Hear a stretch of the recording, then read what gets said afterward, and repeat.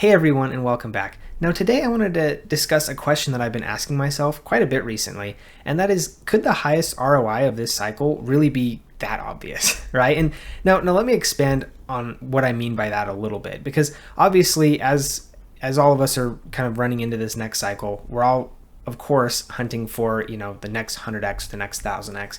Obviously we're looking for projects that we believe in and we find conviction in as well, additionally. But I mean, let's not kid ourselves. All of us are wanting to make a ton of money. That's why we're here. That's why we put up with the ridiculous volatility and the, crazy, fear mongering and, oh, we're so bad, it's all dead, all that type of stuff, right? There's a lot of that going on in this space. And so part of what we're trying to figure out is kind of finding the signal in the noise, right? And so when we're trying to find these high ROI plays, obviously we're trying to find something that has kind of an outsized risk reward metric. And usually that has something to do with either, it's maybe relatively unknown, the technology's better, it catches a narrative really well, it might be attached to a large pool of liquidity that might be pretty easily accessible. And there's a lot of different things. And so what I want to talk about today is actually the Bitcoin ecosystem, because the Bitcoin ecosystem is something that I think has seen a lot of, it's probably been overlooked, I would say, quite a bit within the wider crypto ecosystem. I think crypto gets I think Bitcoin specifically gets pushed aside quite a bit just because it's kind of the boomer chain. Obviously the technology is relatively old. The block sizes are small. The block sizes are very long, or the block times are very long. I mean, there's a lot of stuff obviously that we're kind of working against, especially when we look at some of these chains like ICP, for example, that is, has a 1 to 2 second time to finality and everything is done on chain. And obviously the technology, they're quantum leaps different, right? And so, I mean, this makes a ton of sense to me. But one thing that I kind of always come back to with the Bitcoin ecosystem and ordinals and inscriptions and all this different type of stuff is, but it's attached to Bitcoin, who has by far the deepest levels of liquidity that are in the space, by 3x or more than even the next closest, which would be Ethereum, which is currently kind of what runs the all things other than Bitcoin world, right? And so that's a question that I want to discuss a little bit further today. And so looking at the crypto bubbles, a lot of people tend to kind of write Bitcoin ecosystem, Bitcoin layer 2s, all of anything associated with the Bitcoin ecosystem that is not Bitcoin, they tend to write it off as oh, well, it's tiny, it doesn't make any sense, a lot, yada, all that type of stuff, which I would say to a large degree is fair. That's not necessarily an unfair statement to make. But what we can see looking at crypto bubbles, I have zoomed this out on the month so we can see kind of the maximum amount of Bitcoin related projects in here. But what we can see is Stacks, they're a Bitcoin layer 2.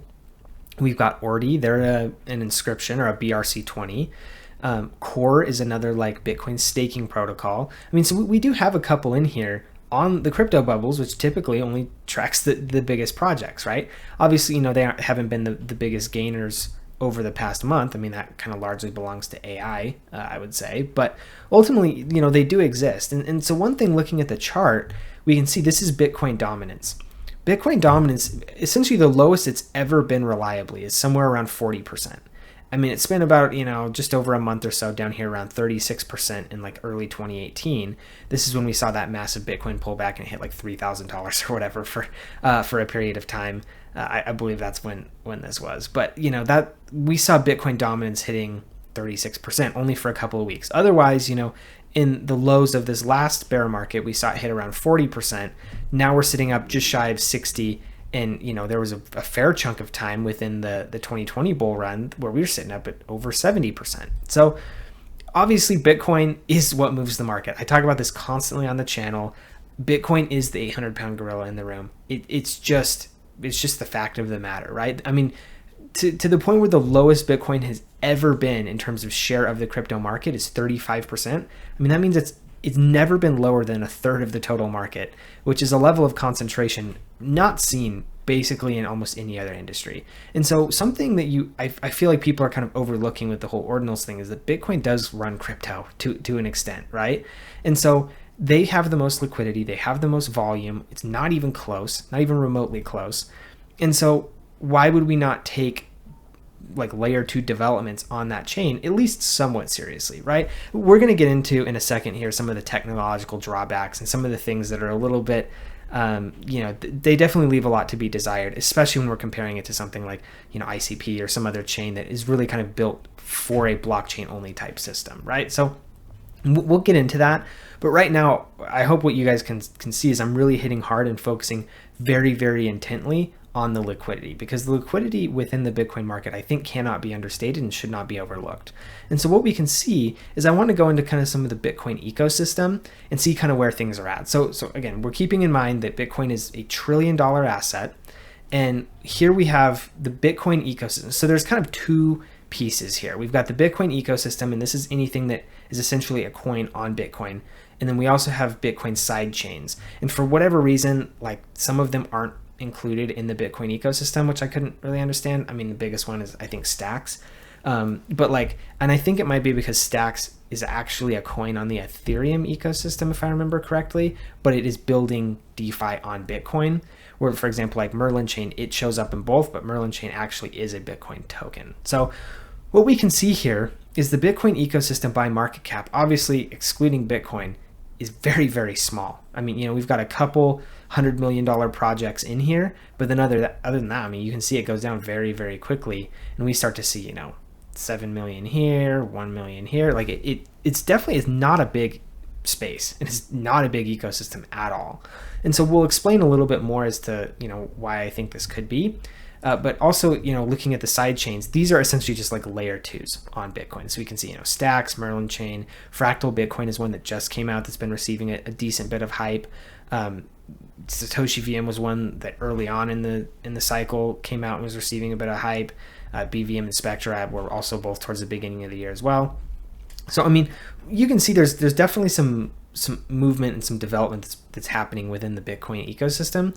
And what we can see is I wanted to point you to this article here. It's from Hacker Noon, and it's essentially like Bitcoin Ordinals explained.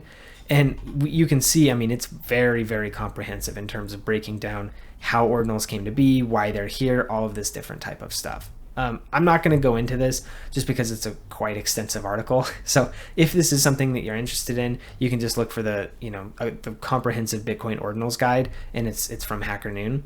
But essentially what I want to do is essentially boil all of this down without actually having to go through the article, just because the article is pretty extensive, and I do think it would probably make this video relatively lengthy. And so essentially there's a couple different core things that we're dealing with on Bitcoin. The pros are everything that is done on Bitcoin is done via inscriptions. And the reason why is because Bitcoin doesn't have smart contracts, which in this case happens to be a pro, but in basically every other case I'm going to mention, it's probably a con. So Bitcoin is what they call a language that is not Turing complete. And what this essentially means is you can't do if statements when you're trying to code. I mean, it's a little from my understanding, it's a little bit more complex than that, but for the non-technical people, and that's pretty much just it. You can't have recursive language going on within the Bitcoin ecosystem because it just does not allow for that. And so as kind of a nuance of that, what happened in the Ethereum ecosystem is people had NFTs. And as I think most people, other than probably the ICP crowd, what a lot of people don't understand is the vast majority of blockchain is actually sitting on AWS servers somewhere in the world.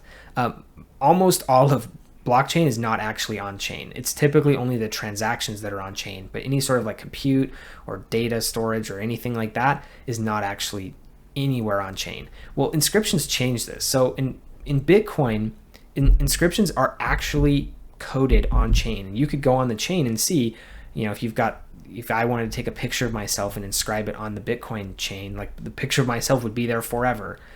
Which is kind of neat, where NFTs are not that way at all. They sit on some server somewhere, and if that server gets hacked or burns down or gets deleted or whatever, you've essentially lost your NFT, right?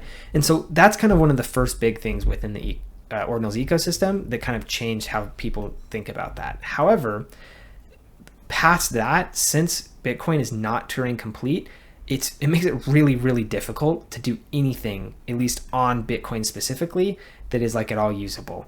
One of the ones that recently came out was Runes. This is actually functioning on the Bitcoin layer 1, but I think as a lot of people have figured out, and why runes have struggled pretty majorly over the past little while, is because since you can't do smart contracts, you essentially can't have like a complex DEX. So if I have 1,000, let's say I have 1,000 ORDI tokens and I want to sell 1,000 ORDI tokens, somebody has to buy 1,000 ORDI tokens. They can't, like, if they only want to buy 427, well, they're gonna have to go look elsewhere, because Bitcoin, since it's not smart contract enabled, it can't actually split up that chunk of 1,000 ORDI tokens and only give 427 of them. And so this is what makes trading, particularly these meme coins within the runes ecosystem, incredibly difficult, because there's no like liquidity pools, there's no way to like essentially like incentivize volume. Like it's very, very tough to trade within this ecosystem. That's why there's been so much work towards layer 2s, because the layer 2s actually can adopt a smart contract language and technology that would help. There is also a Bitcoin improvement proposal that has been submitted to enable this coding function called opcat. And opcat is another thing that it technically doesn't make it Turing complete, but it does allow for like recursive type coding, which essentially kind of bridges that gap of it not being Turing complete. So that would in fact help the Bitcoin ecosystem majorly in terms of some of these tech improvements. But I think that the biggest issue that we're having right now is the Bitcoin ecosystem is very early. And so a lot of this development is kind of happening real time. And a lot of this needs to be done in Rust, which is the language of Solana. But like 99% of smart contract coders in the Bitcoin or in the crypto ecosystem use Solidity, which is Ethereum's language. So there's definitely like an adoption curve that has to be happening here.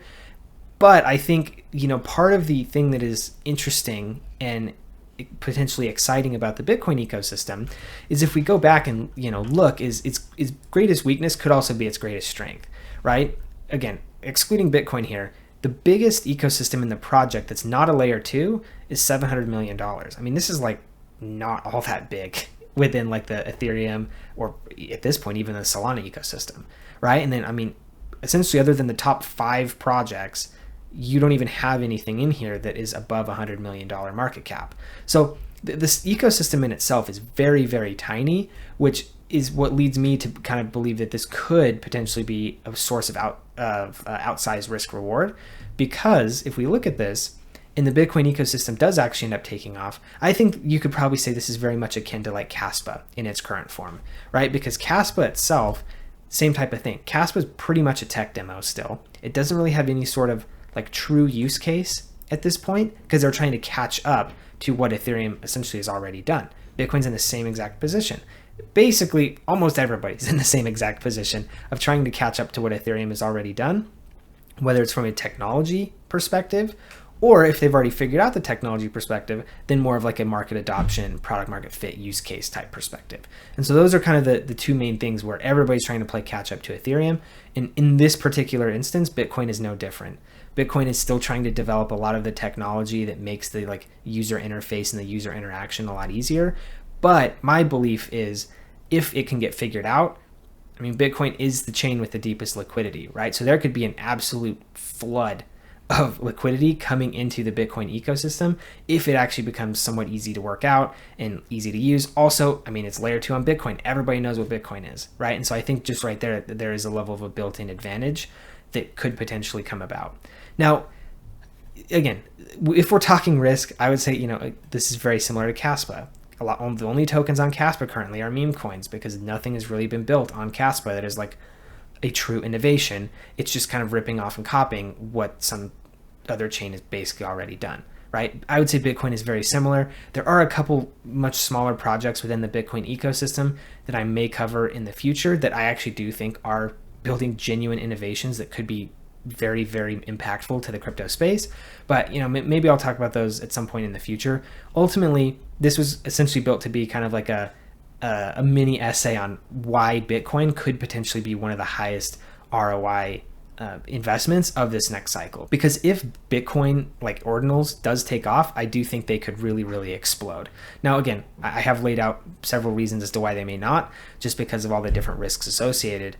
But right now, at least, it does seem to be that it could be in a good position where it could it could be one of the big winners of the next cycle. So if you did find this video useful, please do give me a like and subscribe. I know this type of content is a little bit different from what we normally talk about on the channel, but I figured talking about, you know, Bitcoin and ordinals and all that type of stuff was at least worth mentioning to kind of get you guys turned on to at least the possibility of it even existing. And then from there, you know, you can do your own research and, you know, come up with some of your own conclusions as to the potential outcome of what this could be, both this cycle and next. But ultimately, I do think it is an ecosystem and a sector that is definitely worth at least discussing at high level at this point. So anyway, if you did find that helpful, a like and subscribe really does help me out, and it does help grow my channel and expand the reach of people that I'm talking to. So if you would do that, that would really help me out. Also, if you want to contact me or, you know, interact with me in any sort of way, comments, questions, feedback, concerns, whatever, please just drop me a comment. I do read and respond to all of my comments. So, you know, if you have anything that you wanted to talk about, I'd be happy to discuss that in there. So thank you for tuning in, and we'll see you in the next video.